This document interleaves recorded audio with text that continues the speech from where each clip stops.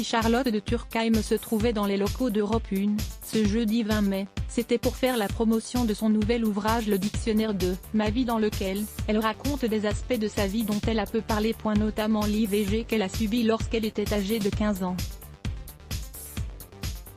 C'est vrai que je n'en avais pas parlé parce que c'est assez douloureux. Et puis ce qui est incroyable, c'est qu'on a un peu honte, on culpabilise d'avoir fait ça, a-t-elle dit dans Culture Média. Mais quand je vois le rétropédalage de la condition des femmes dans le monde, et que je vois que cela risque d'être interdit dans certains pays, je me suis dit qu'il fallait que je le dise parce que moi, ça m'aurait gâché ma vie. Je considère que c'était un vrai pas en avant de pouvoir se faire avorter et de pouvoir choisir ce qu'on voulait pour soi-même, a poursuivi la femme de Zaman Hachemi.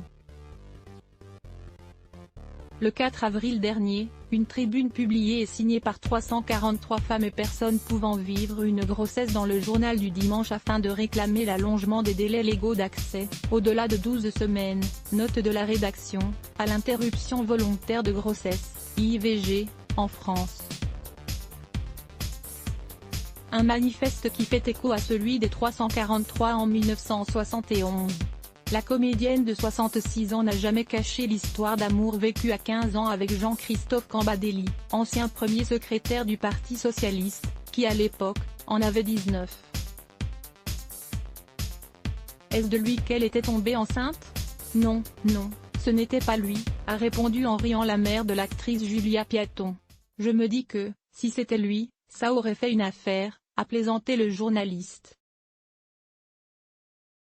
En octobre 2017, Charlotte de Turckheim sur la même radio avait parlé de leur idylle. J'étais très amoureuse de lui, j'ai adoré cet homme-là, c'était plus qu'une bombasse, c'était l'un des plus beaux mecs que j'ai jamais vu de ma vie. C'était une bombe, avait-elle dit avant d'évoquer leur rupture.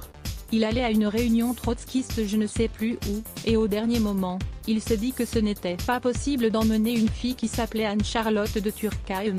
À voir également, Charlotte de Turckheim dézingue les Parisiens, vous êtes vraiment des mères de la rédaction à lire aussi @blogtest.